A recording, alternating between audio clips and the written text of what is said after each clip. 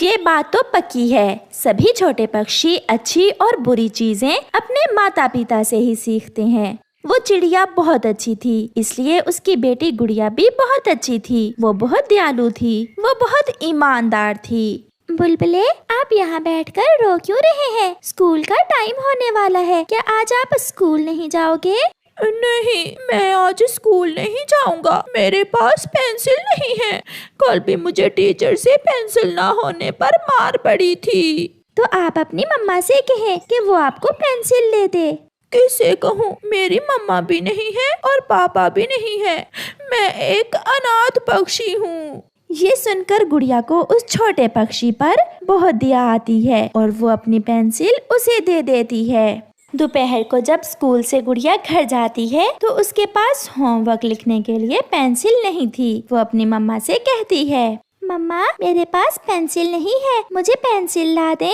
गुड़िया बेटी, अभी कल ही तो मैंने आपको नई पेंसिल ला कर दी थी। मम्मा, मुझे रास्ते में एक छोटा पक्षी रोता हुआ मिला था। मम्मा, उसके मम्मा पापा भी नहीं थे, उसके पास पेंसिल नहीं थी, वो इसलिए रो रहा था। मैंने अपनी पेंसिल उसे दे दी। बेटी, मैंने हमेशा जिंदगी में दूसरों की मदद की है, मगर बेटी अब मेरे पास भी इतने पैसे नहीं होते। जब से आपके पिता हमें छोड़ कर गए हैं, जीवन बहुत मुश्किल हो गया है। फिर मम्मा चिड़िया अपनी बेटी के लिए पेंसिल लेने चली जाती है। ऐसे ही दूसरे दिन गुड़िया स्कूल से वापस आ रही थी। वो झरने पर फूलों पर तितलियों को उड़ता हुआ देखकर वहाँ रुक जाती है।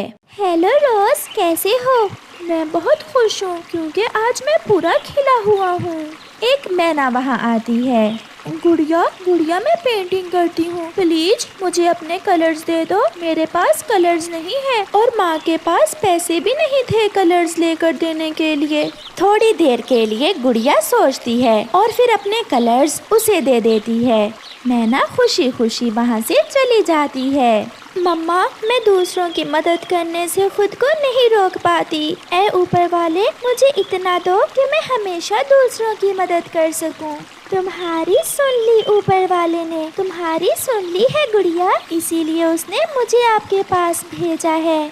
आप कौन है? मैं इस जंगल में फूलों की परी हूँ और मैं किसी आप जैसे ही पक्षी की खोज में थी। मेरे पास आपको देने के लिए कुछ है। वो क्या है सहेली? ये लो गुड़िया, ये पेंसिल, ये कोई साधारण पेंसिल नहीं है, ये जादुई पेंसिल है। इस पेंसिल से आप कागज पर जो भी चित्र बनाओगी वो चीज सच में आपके पास आ जाएगी। ये सुनकर गुड़िया हैरान भी होती है और खुश भी। गुड़िया उस परी से वो जादुई पेंसिल लेकर अपने घर चली जाती है। गुड़िया बेटी, क्या आते ही पेंसिल लेकर बैठ गई हो? खाना नहीं खाओगी क्या? मम्मा, थोड़ी देर रुके, मैं अभी खाना खा लेती हूँ। फिर गुड़िया उस जादुई पेंसिल से कागज पर एप्पल का चित्र बनाती है। क्या अब सच में ये जादुई पेंसिल मुझे एप्पल देगी? गुड़िया ने अभी ऐसा कहा ही था कि एक रोशनी सी आती है और वो एप्पल कागज से बाहर निकल आता है। वो चित्र सच्ची के सेब में बदल जाता है। कमाल है, ये तो कमाल है, ये सच में काम कर रही है। गुड़िया बेटी, क्या आज आप खुद से ही बातें किए जा रही हो? मम्मा, यहाँ आए मम्मा। मम्मा जल्दी से बताएं, आपका क्या खाने को मन कर रहा है? मुझे लग रहा है आज आप कुछ ज्यादा ही थकी हुई हैं, जो ऐसी बातें कर रही हो। मम्मा जल्दी बताएं, प्लीज मम्मा। अच्छा, अगर ऐसा है तो फिर मुझे लड्डू दो खाने को। फिर गुड़िया जल्दी से उस जादुई पेंसिल से कागज पर लड्डू का चित्र बनाती है और वो चित्र सच्ची का लड्डू बन जाता है। ले मम्मा, खा ले।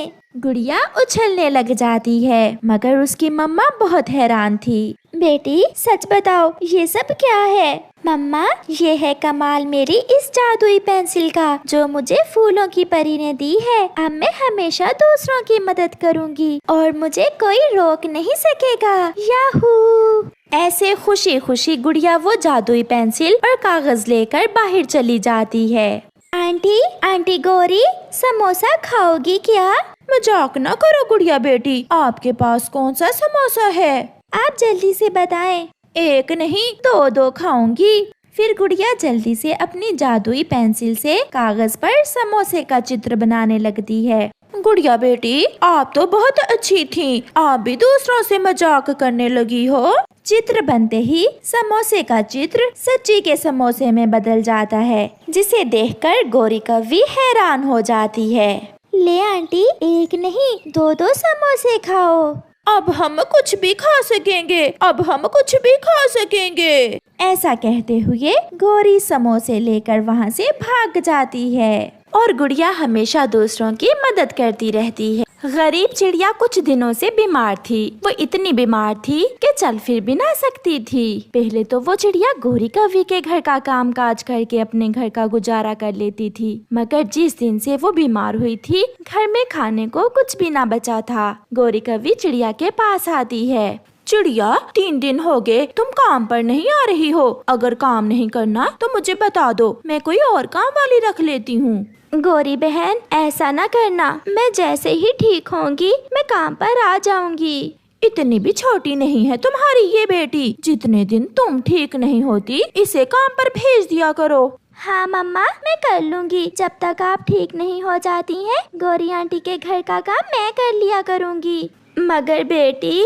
मम्मा, आप चिंता न करें, अपनी बेटी पर विश्वास करें। तो फिर गुड़िया, कल तुम काम पर आ जाना। गौरी कव्वी चली जाती है। फिर दूसरे दिन गुड़िया गौरी कव्वी के घर काम करने चली जाती है। मैं बाजार से सब्जी लेकर आती हूँ, तब तक तुम ये झाड़ू लगा लो। जी मालकिन।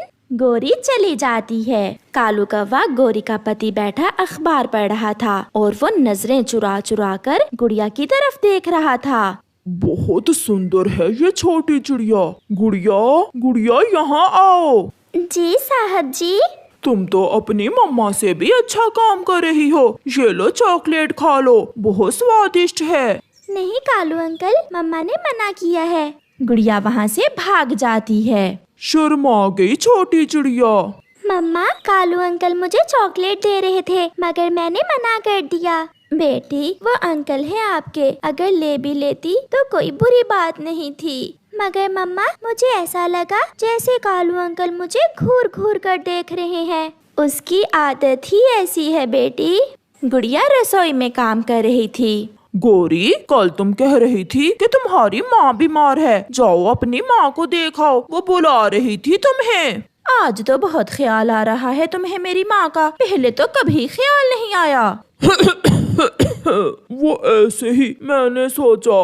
मैं जा रही हूँ अपनी माँ से मिलने, और गुड़िया मेरे आने तक खाना बना लेना। गौरी ऐसा कहते हुए चली जाती है। गुड़िया, आ जाओ, चॉकलेट ले लो। मम्मा ने कहा था कि कालू अंकल हैं, उनसे चॉकलेट लेना बुरी बात नहीं। ये सोचकर गुड़िया कालू कव्वे से चॉकलेट ले लेती है। मुझे मालूम था ये आज जरूर चॉकलेट लेगी। बैठ जाओ थोड़ी देर यहाँ, तुम थक गई होगी। नहीं अंकल, मुझे अभी खाना भी बनाना है। खाना बाजार से ला दूंगा, तुम बैठ जाओ। गुड़िया कालू कव्वे के पास बैठ जाती है। तुम्हारे पंखों का रंग कितना सुंदर है। ऐसा कहते हुए कालू कौवा गुड़िया के पंख को छूता है। रुके कालू अंकल, आप मुझे क्यों छू रहे हैं? अंकल, अंकल, मेरा नाम कालू है, कालू। मगर गुड़िया वहाँ से चली जाती है। वो बहुत घबराई हुई थी और घबराहट में एक गिलास गुड़िया के हाथ से गिरकर टूट जाता है। अब तुम्हारी मालकन आकर पूछेगी तुम्हें, अगर बचना है अपनी मालकन से।